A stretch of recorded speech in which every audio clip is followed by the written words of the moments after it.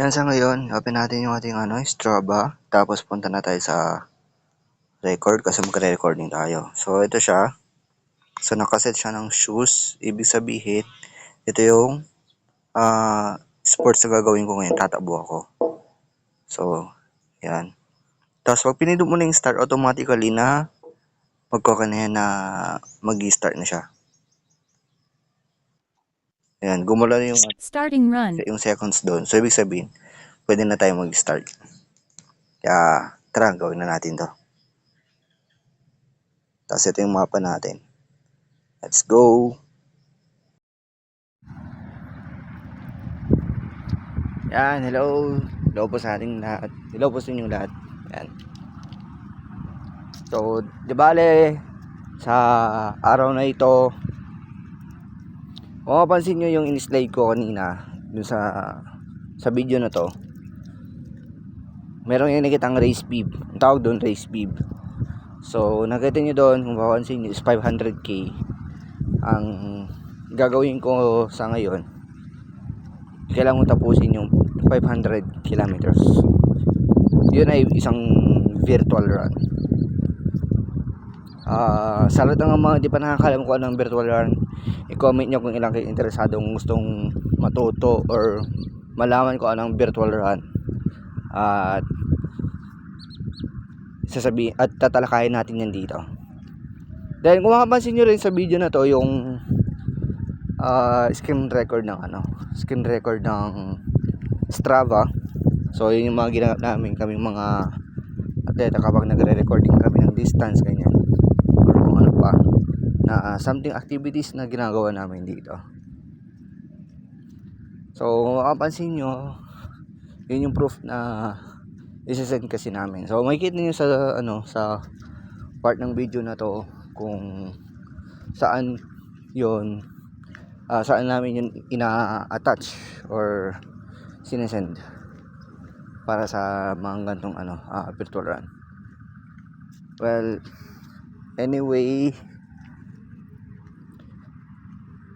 di bali kahapon July 1, ito yung yung officially start ng virtual run na ito.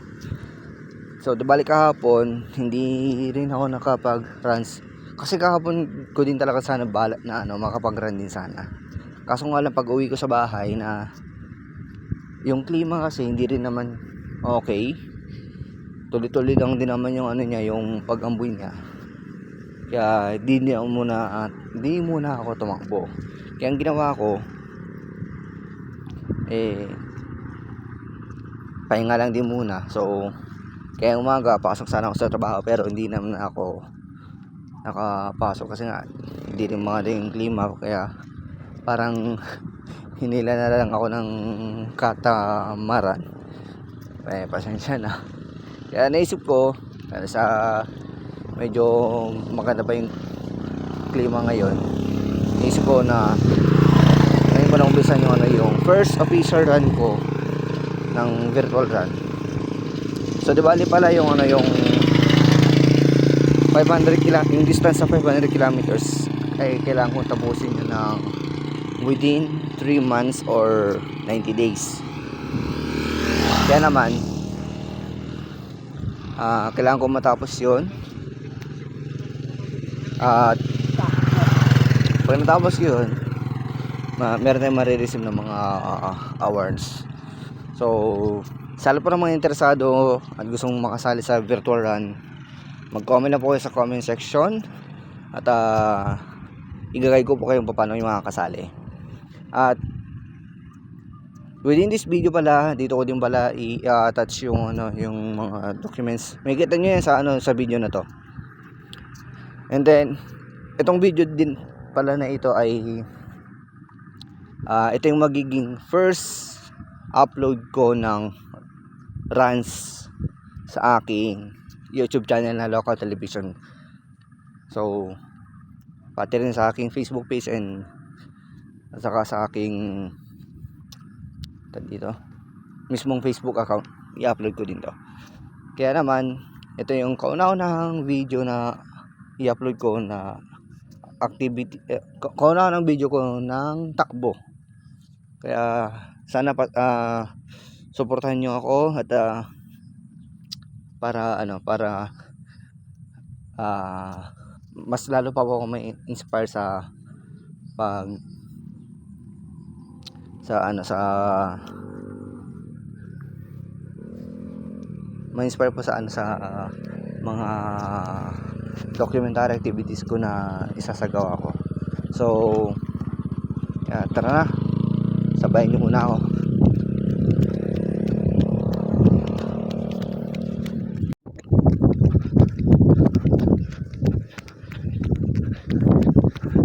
Grabe, na-miss ko din talaga to. Ito ka po na ganito, pakapaan.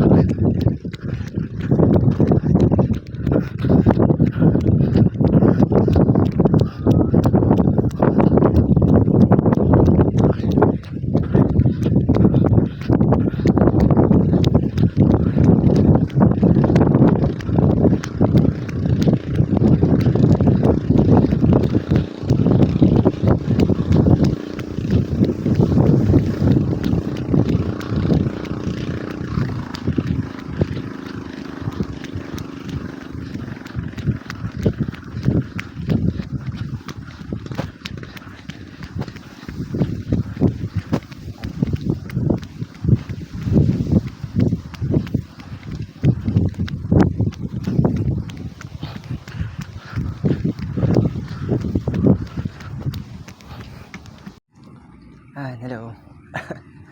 Di bali kakatapos ng dito tumatak. Actually di pa talaga tapos kasi yung takbo tapos na, pero syempre nagkuha na tayo tawag dito power walk kasi medyo hindi pala medyo meron ng ambon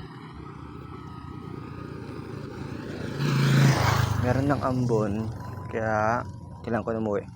Actually makaka-apps o kung ano sasabihin, may kita nyo na lang nasa dulo ng video na to kung ilang kilometers ako. So sa ngayon may naisip akong pakulo. Ewan ko lang kung magugustuhan po ninyo, pero hoping na magustuhan ninyo and something na maging interesting.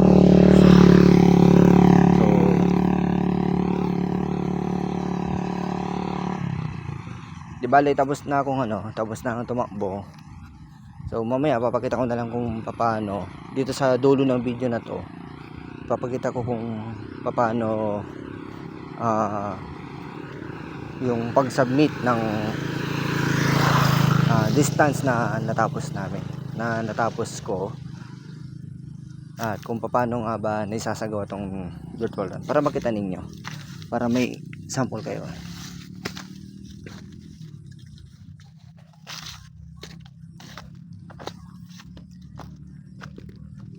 So sa ngayon yan lang muna yung kinaya ko sa araw na to, and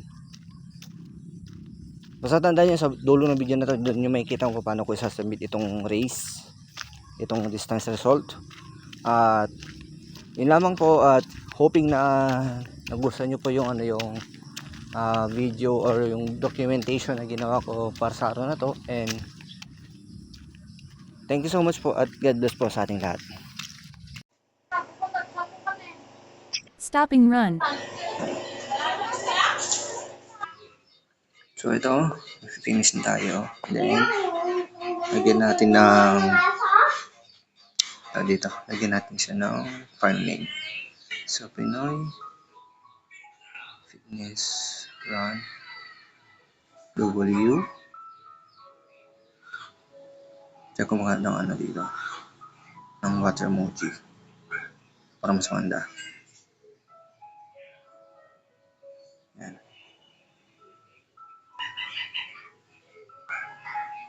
Water emoji na lang.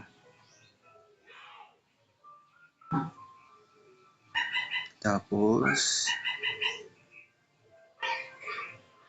then lagyan natin ng date para mas okay. So, 7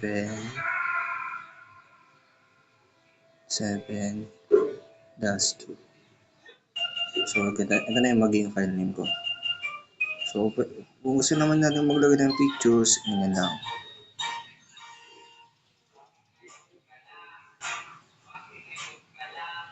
So, done.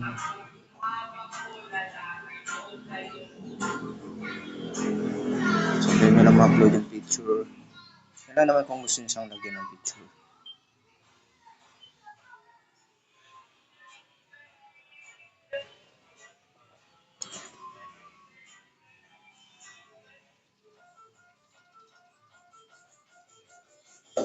Kaya naman pala, hindi pala naka-open yung ano.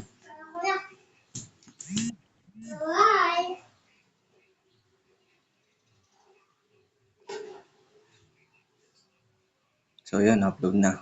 Then, type of run. So, race. So, may race naman tayo. Pwede naman yan. Then, back lang. So, ito. Field activity. Kung ano, depende kung ano yung pakiramdam mo. Kung max effort, yan, pwede yan. Tapos, yan, pag okay na yan, save mo lang. Tapos, antayin natin ano. Antayin natin matapos.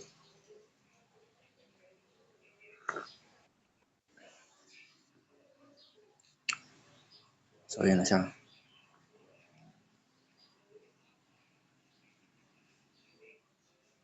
So, ito na yan. Ganito na rin. May pubabago na din. So, meron ng picture nga sa gilid.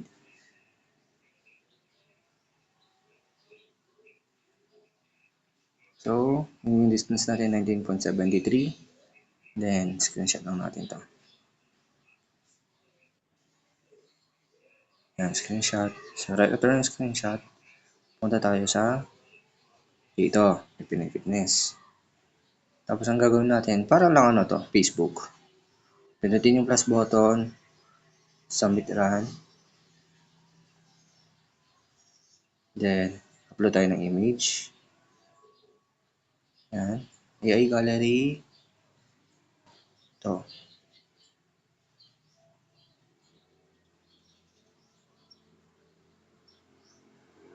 May upload na ba?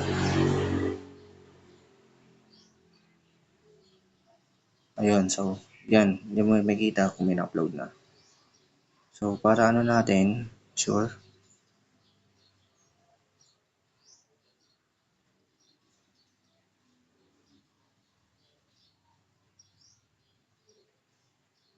Check natin ulit yung ano yung distance, 19.73.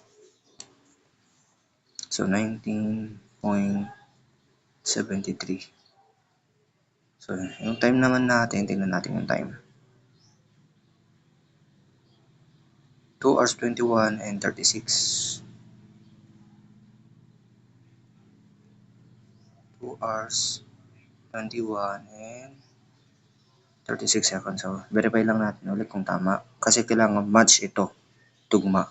So, 2 hours 21 minutes and 36 seconds.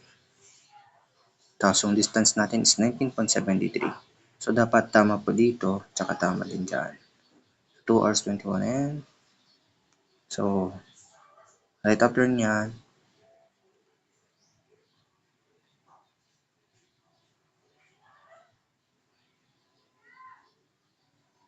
ito, click nyo yung submit. Review. The submission will be submitted to the following personal record. So, proceed.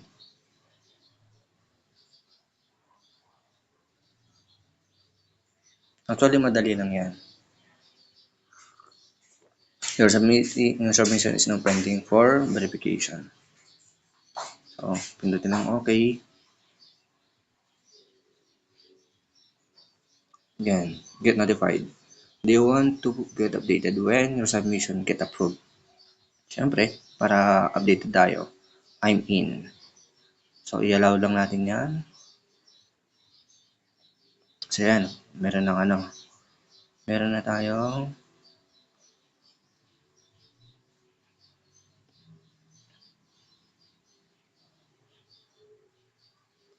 So sa ngayon, wala pa 'tong ano, kasi ongoing pa lang yung ano niya, ongoing pa lang yung pagre-review. So ito na, dito na siya sa stats. So number of runs, dito mo makikita yung pace, yan. So ito, andito na siya for review. So makikita mo na lang sooner or later kung na-review na. Kasi double check lang naman yan eh. So yun lang. And please lang, subscribe po sa aking YouTube channel, Local Television. Thank you so much. God bless po.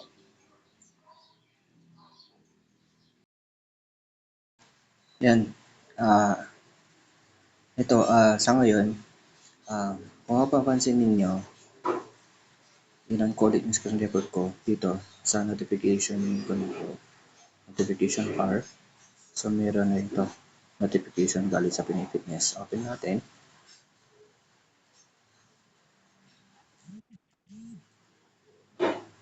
So, view natin. Yun na siya.